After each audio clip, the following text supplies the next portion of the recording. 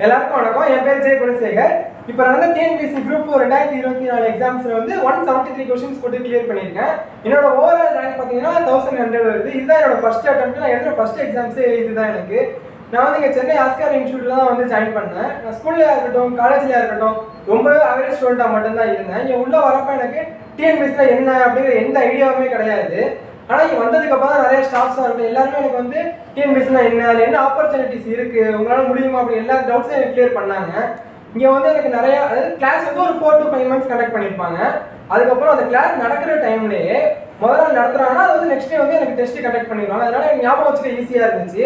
அந்த 4 to 5 months முடிஞ்சதுக்கு அப்புறமாவும் revision test மாதிரி வச்சாங்க. ஸோ அதனால் ஈஸியாக அதை வந்து மைண்டில் ஞாபகம் வச்சுக்க முடிஞ்சிச்சு.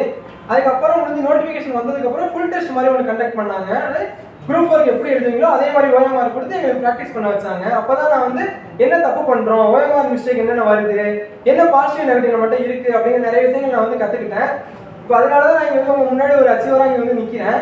கண்டிப்பாக என்ன மாதிரி நீங்களுமே ஃபர்ஸ்ட் அட்டெம்ப்ட் நல்லபடியாக கிளியர் பண்ண முடியும். எனக்கு இங்கே வந்து லேப் ஃபெசிலிட்டிஸ் கொடுத்தாங்க. அதே மாதிரி 1 time மட்டும் தான் நான் ஃபீஸ் கட்டினேன்.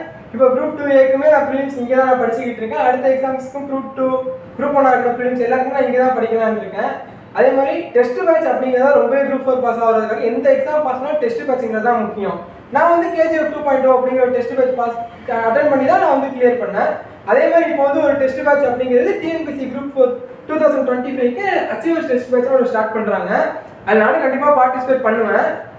நீங்களும் கண்டிப்பாக பார்ட்டிசிபேட் பண்ணீங்கன்னா கண்டிப்பாக உங்களாலே அச்சீவ் பண்ண முடியும் அப்படிங்கிற நம்பிக்கை எனக்கு இருக்குது. கண்டிப்பாக வின் பண்ணுவீங்க. தேங்க்ஸ்.